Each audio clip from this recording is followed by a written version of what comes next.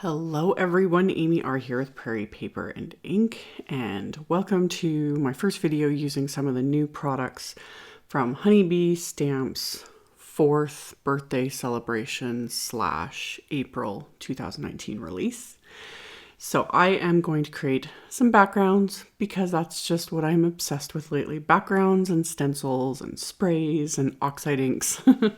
So I'm using I started with the Hexagon patterns stencils, and they are a set of 2. And I started with the larger openings stencil first, and I just have some smooth heavyweight white cardstock that I have taped to my glass surface with some washi tape. I just kind of folded it up and put it underneath the cardstock. And then I'm using 4 different colors of Distress Oxide ink. And I am using Wilted Violet, Picked Raspberry, Tumbled Glass, and Peacock feathers, along with my mini ink blending tools, and just blending these over the stencil onto the card. And I'm somewhat blending the colors into each other, but I'm not going for a perfectly smooth blend, because I am planning here to layer, and then I'm also going to be doing stamping and layering and all kinds of splatter, all that stuff. So these stencils aren't meant to layer, that's not how they were designed, but I was really curious to see what would happen if I did. And the thing with this is you could use any stencils for this, even ones that aren't meant to layer, because there's tons of layering stencils. Honeybee has a bunch of them, but you could also use 2 completely different patterns. Heck, you could use this one and then use one of the diamond patterns or whatever, just see what happens. So I put the smaller stencil on top, and then I blended the exact same colors in pretty much the same area, even though these colors blend together nicely.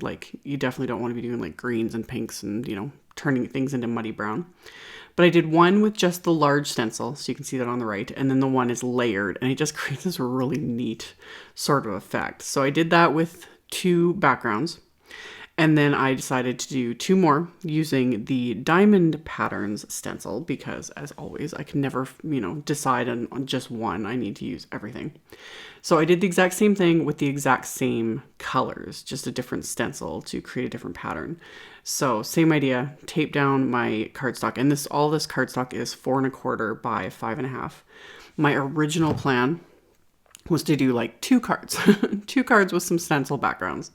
That turned into 4 backgrounds, which turned into 8 cards, which in the end turned into 10 cards. I just had a blast making these, and it just was a process. So with the diamond pattern stencil, I'm doing the exact same thing, just kind of blending on these Distress Oxide inks and, kind of letting them do their thing. And I'm going to do one background with just the large stencil, and then I'm going to do a second background layering the 2 stencils together just to get that really neat sort of effect. So I'm just going to tape the smaller pattern stencil over it and then blend the inks again. And again, just kind of keeping the similar inks, where I put the Tumbled Glass, I put more Tumbled Glass, the Mermaid Lagoon, etc., just to kind of make things a little bit easier. So after I get everything blended and I'm happy with it, the stencils with the large opening here that are just plain, I let these dry completely. They end up actually drying overnight. It doesn't take that long, but just my life got in the way.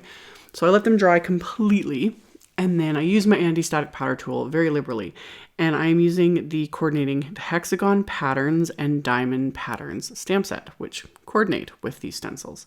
So there's all different sort of patterns that you can stamp, and there's also coordinating dies, so you could do all these fun patterns and everything, fades and everything. The sky's the limit with stamps like this.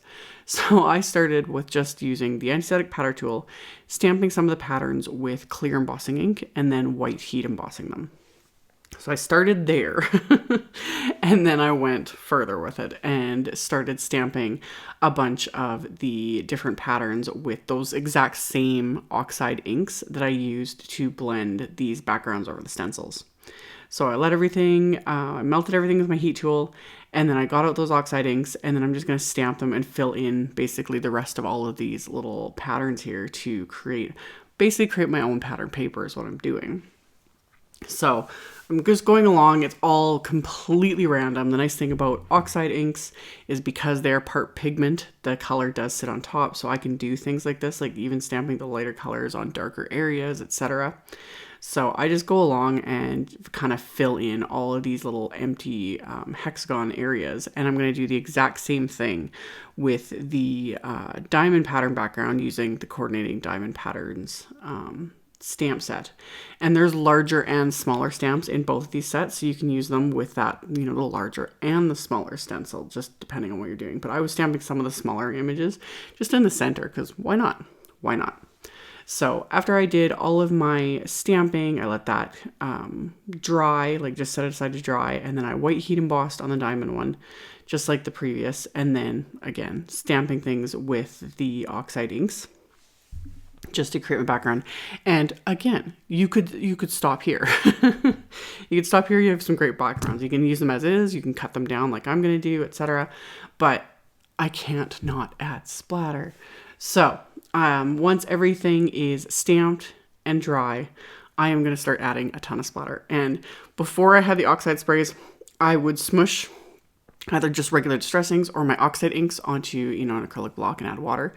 But I found with my Oxide inks, like the stamping inks, they took so long to dry and I would smear them all the time. That is one thing I'm absolutely loving about Oxide sprays, is splattering them like this in the background. They dry so quickly, and that's why I'm splattering like everything lately, because I don't have to sit and wait for it to dry forever and then still end up smearing it because I'm too impatient. This I can pretty much splatter and it's good to go in a few minutes. So I just took all my Oxide sprays. I'm using Picked Raspberry, Mermaid Lagoon, and Wilted Violet. And you shake the Oxide sprays like a bell, like side to side, because you don't want it coming out the nozzle or around the band of it. And to do my splatter, I just like taking the nozzle right out of the bottle and just like flicking it at the background or whatever it is I'm splattering. So I splattered all 4 backgrounds very liberally with these Oxide sprays, just to give it all that extra fun texture and whatnot. So I did all 3 colors on all 3 backgrounds, and then again let them dry for a few minutes. And then while those were drying, I am going to heat emboss the butterfly images from the Fluttering By stamp set. I have distressed watercolor paper here this time with the smooth side facing up, and I have all the butterflies, and I am doing the exact same thing, like anti-static powder tool, stamping everything with clear embossing ink. And then I'm going to stamp them twice because it's a little bit textured, not much, but I'm also stamping multiple images all at once. So stamp them a couple times, and then I'm going to white heat emboss all of these. And I do 3 sheets of them, since at this point I was like, I'm doing more than 4 cards. The thought process was coming together. So I was like, I'm going to do a bunch of them so I have, you know, enough for all my cards. So I heat emboss them, and then rather than take all the time to color, I know that coloring and, you know, watercolor or coloring markers or any sort of like actual coloring can be intimidating for a lot of people. I get that. And sometimes when you're doing a ton, like you just don't have time for it. So this is another way to kind of fake it, is I just use the Oxide sprays. So I picked up a tip from Tim Holtz in one of his recent videos. He was spraying his backgrounds just very lightly with water first. So that's what I did here. I just misted these backgrounds lightly with water. Just 2 or 3 spritzes. That's it. Then I sprayed the Oxide sprays over it, and that really helps them to kind of move a bit and not get that really speckled pattern. If you want the speckled pattern, that's fine. But with these, I wanted more like almost solid coverage. So I would spray with water, spray with the Oxide sprays, add a little splatter if I wanted to, or add even extra color with the nozzle, and then I'm literally moving the color around with my fingers. You could use a brush, totally. By this point, I already have ink all over. Like, I am stained.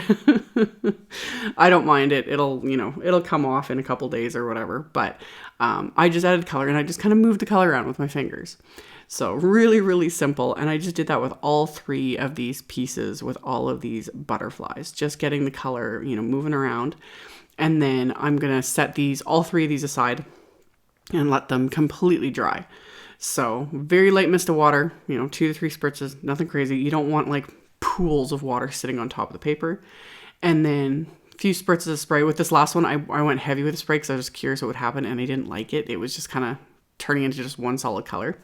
So I kind of mopped up the excess with just my cloth here, and was already kind of liking how that was looking. And then just added some kind of like heavy splatter with the picked raspberry oxide spray.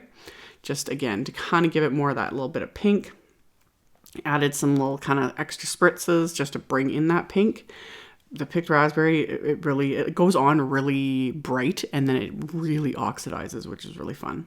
So I let them all completely dry. And then I can't not add shimmer, sparkle, whatever. So I pulled out my Tonic Glare Gloss Aqua Shimmer pen here, and I'm just painting it over all these butterflies. Now, because these are oxide sprays, they are reactive with water.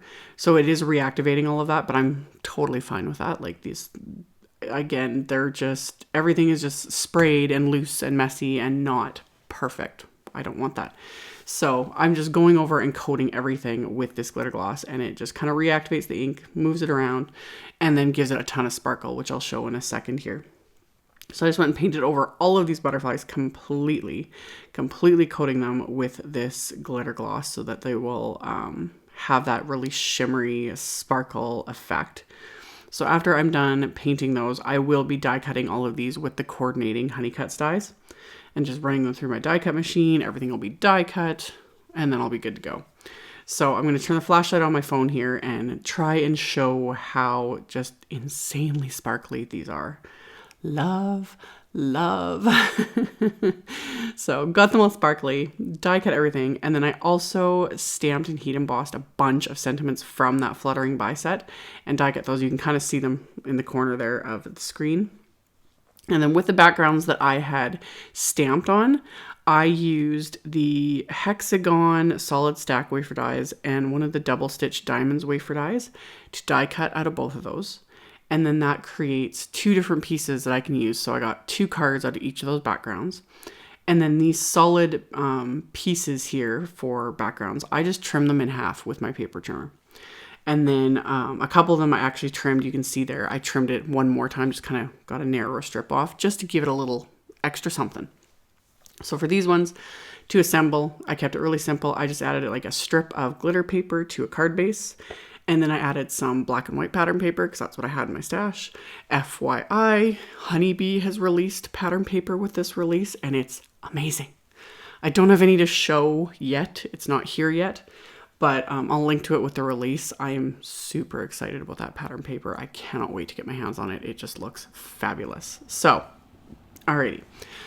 I adhered the backgrounds I'd stenciled.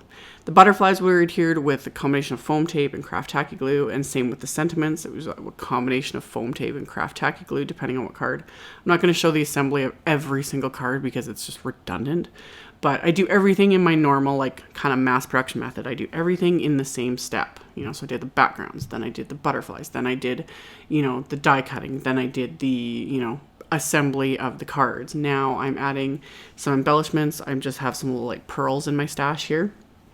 So I sprinkled those on the background and I did all the cards at once. I, adhered all the pearls all in one step. And then that way I can set each thing aside and it makes this whole process, like even making 10 cards, went pretty smoothly. So I got 4 cards from each background, and then I was actually left over with a couple extra butterflies and some more sentiments. And for those, I'll show in a second how I made those into cards as well. But before I even got to that, I did the insides of these cards, and I just stamped more sentiments from the Fluttering By set onto the inside of the cards with some VersaFine Clair Nocturne ink. And then once I had the sentiment stamped, I went along and stamped some of the butterflies from the set with the exact same Oxide inks I used to create the front of the cards. So I just inked up those stamps with the Oxide inks and then stamped those onto the inside of the cards. And then set those aside to dry.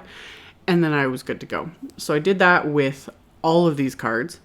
And then the 2 that were left, like kind of leftover butterflies, I just used the stencils and stenciled directly onto the card base, added some splatter, stuck on the butterflies, added sentiments.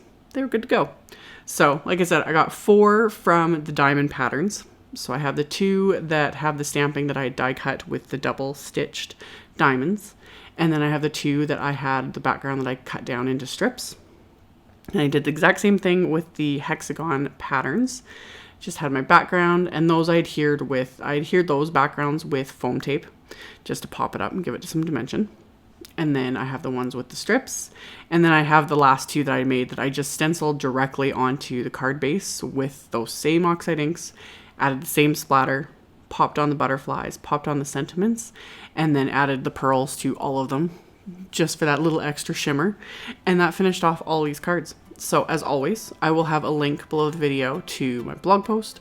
I'll have a supply list with links to the supplies used, like all that info will be in the description box below the video. And you guys can check that out if you were interested. Thank you all so much for watching and for subscribing and thumbs upping and commenting on my videos. And I will see you all very soon in the next one. Bye!